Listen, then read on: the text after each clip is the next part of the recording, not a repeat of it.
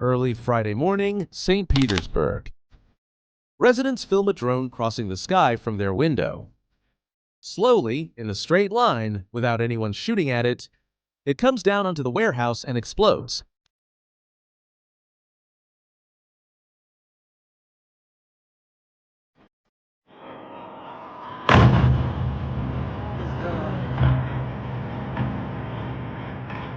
Minutes later, another one.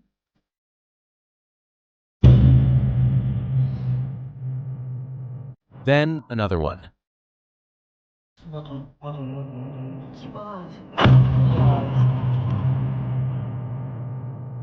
Down there, in the courtyard, a security guard shouts that there are gas cylinders in the warehouse, while debris flies over the roof.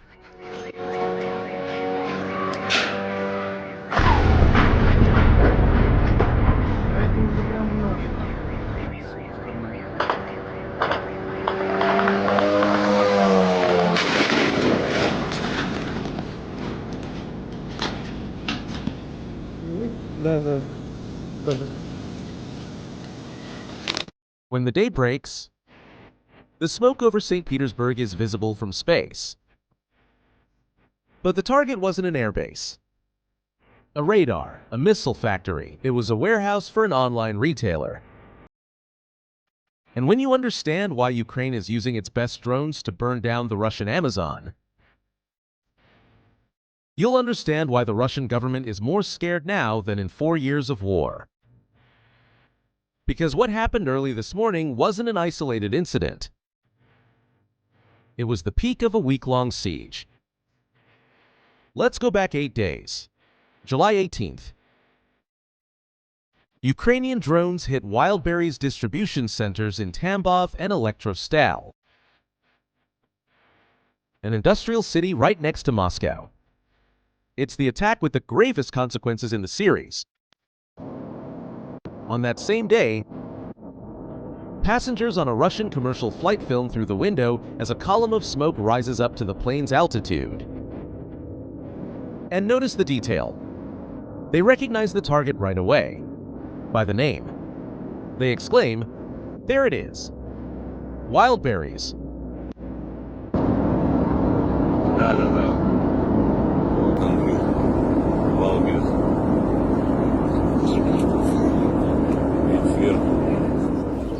No one needs to explain anything to anyone. 3 days later, another image shows what is left of Elektrostal. No walls, no roof, just bare steel columns lined up for hundreds of meters, still giving off smoke, and a single fire truck, tiny, parked next to the ruin. So, on the 20th, it was Podolsk's turn. On the 22nd, Krasnodar and Nevinomysk in the south. In Krasnodar, the smoke takes on such an absurd shape that the residents compare it to a tornado. Take a look at these images. A black mass that descends from the sky to the horizon and covers an entire residential neighborhood, with the orange glow of fire down below. Local authorities sent more than 100 firefighters and a specialized helicopter to contain the fire. On the 23rd, the target was in Voronezh. On the 24th, the early morning that opened this video in St. Petersburg, Tver, and even Simferopol in occupied Crimea. And on the 25th, they carried out an attack in Yekaterinburg. And that changed the scale of everything. Pay attention to this. Yekaterinburg is in the Urals, 1,800 kilometers from Ukraine, farther from the front than Lisbon is from Paris. And even there, uniformed staff ran from a burning parking lot while someone shouted for them to get away.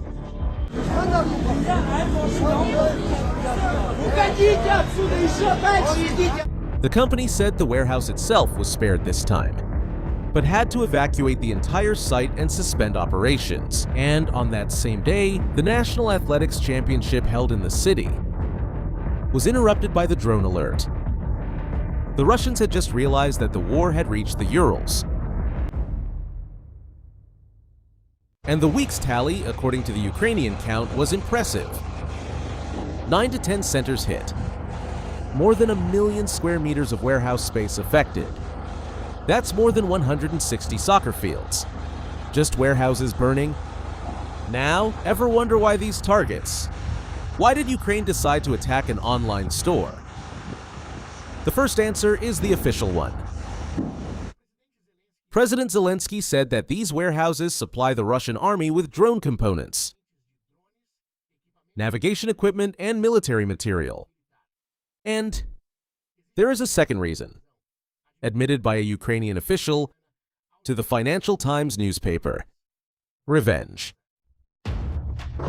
That's because Russia has been systematically destroying Nova Poshta's terminals, the largest delivery company in Ukraine, and it has already devastated. According to a survey by the Kyiv School of Economics, 92 Ukrainian factories and warehouses, Wildberries would be payback in kind.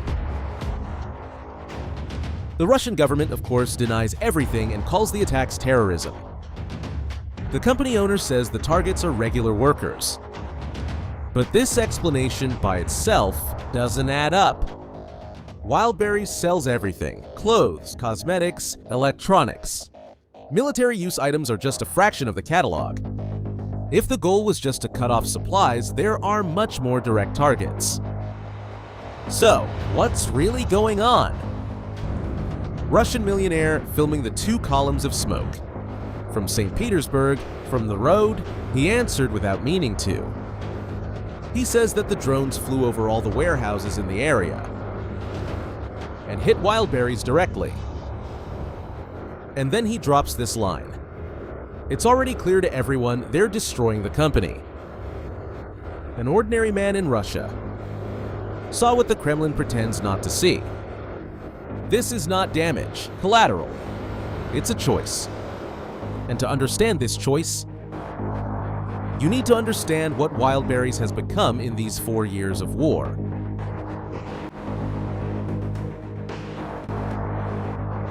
In 2022, when the invasion began, the West bet everything on sanctions. And the brands left. They closed stores. They abandoned the Russian market. The bet was that the economy would collapse and the population would feel the cost of the war. But what happened was exactly the opposite. The void left by Western brands was filled. And it was Wildberries that filled it. The company exploded in size. It became omnipresent. A pink pickup point on practically every corner and moving more than 2 trillion rubles a year. The founder, Tatiana Kim, a former English teacher, became the richest woman in Russia with an estimated fortune of $8 billion. And there's an irony hidden in this story. Kim chose the name Wildberries in English and that pink logo precisely because it sounded Western, modern, progressive. The symbol of a future with a consumer middle class that seemed within Russia's reach. That future died with the invasion, but the brand survived and thrived, taking the place of the very West it used to imitate. And she's not just any businesswoman removed from power. In 2024, he brokered a billion-dollar merger that was endorsed by Putin himself. For the average Russian, Wildberries became living proof that life was going on as usual. In his mind, the sanctions were a joke. The package kept arriving the next day, just like it always did. And this is where the story gets turned on its head. The economy that Putin showed off as a trophy, the sanctions-proof economy unknowingly created, the perfect target. Because all that import substitution was concentrated in a few giant companies with colossal warehouses full of flammable goods, spread across territory spanning 11 time zones. Ukraine looked at this and saw what the West didn't see. You can't sanction this economy from the outside, but you can burn it from the inside. So much so that the Ukrainians themselves dubbed this campaign long-range sanctions.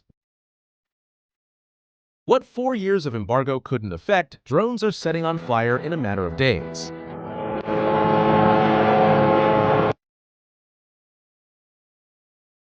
If this analysis is showing you a side of this war that regular news doesn't show, go ahead and subscribe to the channel. Now comes the question that's probably on many people's minds.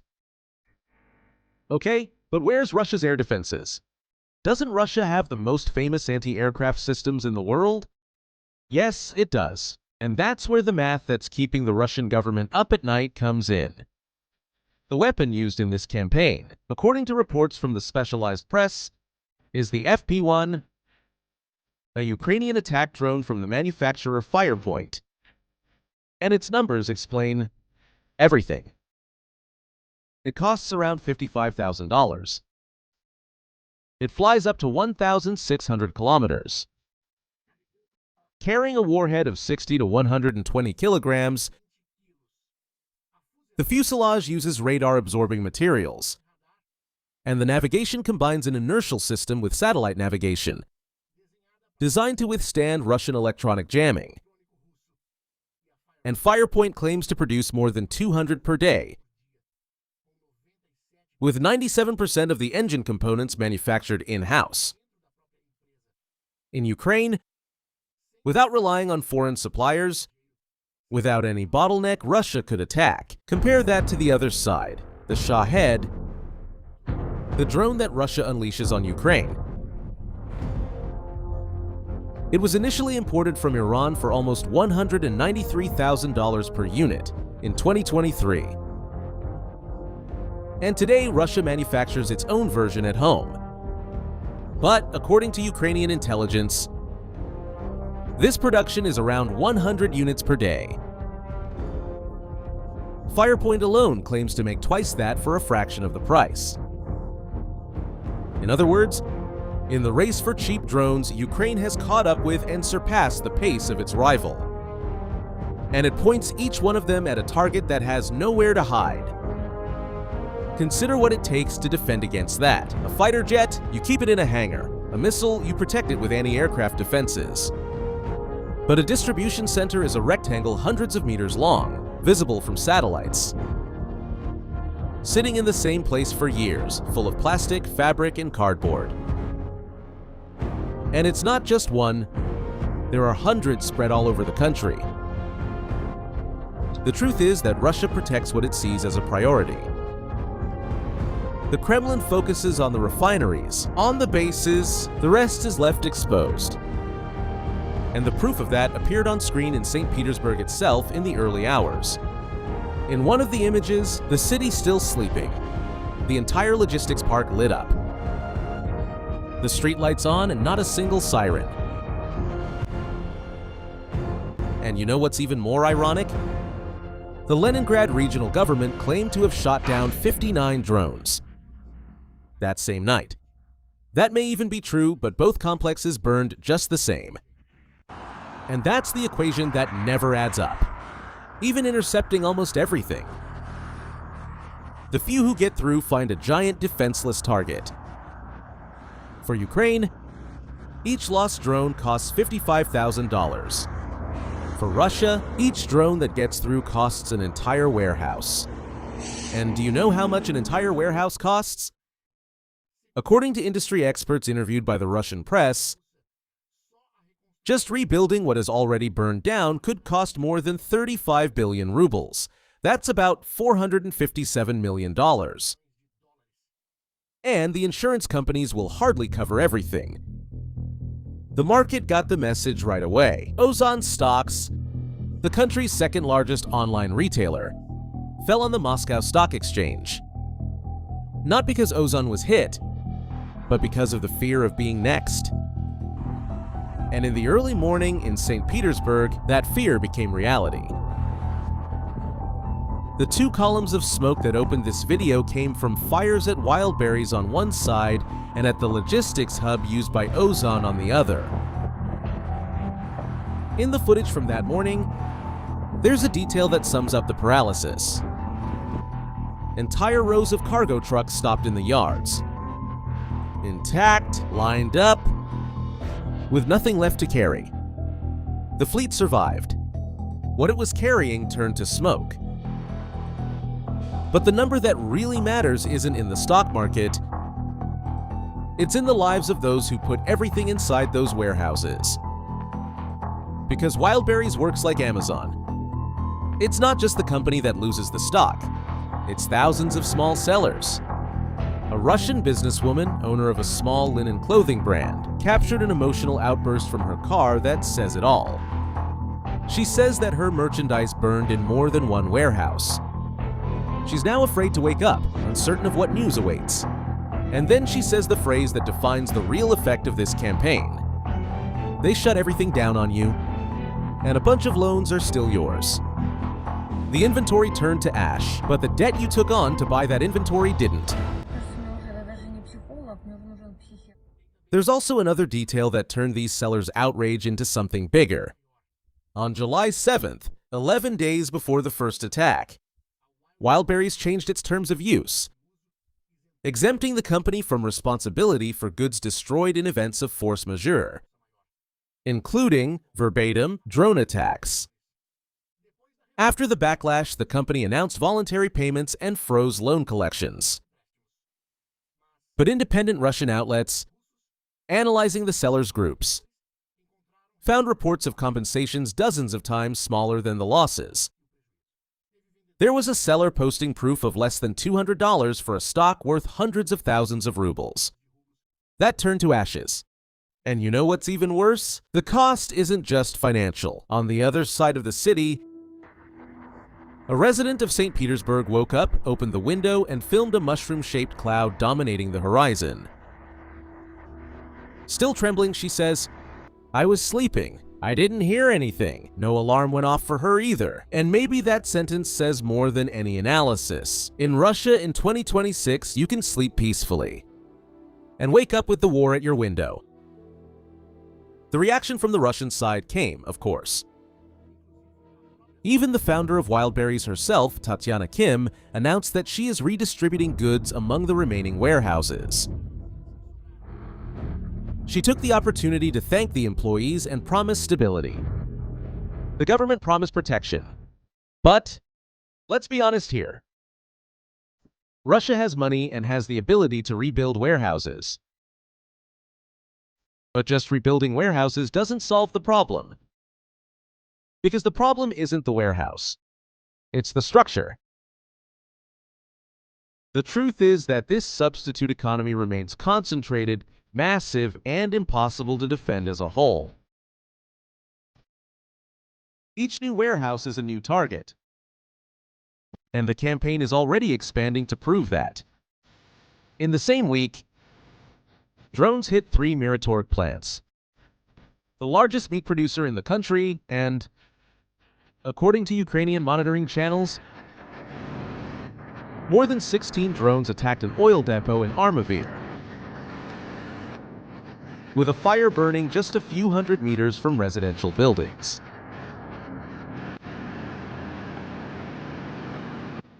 E-commerce, food, fuel. It's not a company being attacked. It's an entire economic model finding out there's nowhere to run. And that's why this campaign scares the Kremlin more than any attack on a military base. A destroyed base is a setback. It hurts, but it can be replaced. An economy without defenses is a problem without a solution. Western sanctions depended on consensus among dozens of governments, from Europe to the United States. And Russia learned how to circumvent them. But Ukraine's long-range sanctions depend on just one thing: a Ukrainian production line shipping out 200 drones a day. There's no summit meeting that can stop that. There's no legal loophole. Their target isn't the Russian soldier. It's the silent pact that has underpinned the past 4 years. The promise the war would remain distant, that life would go on as normal, that the package would arrive the next day. As you can see for yourself, this pact is burning along with the warehouses. The big Russian companies already know about this. And the list?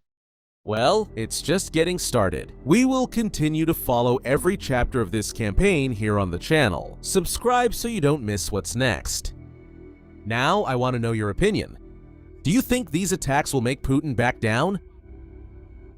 Write in the comments below what you think. Thank you for watching and see you in the next video.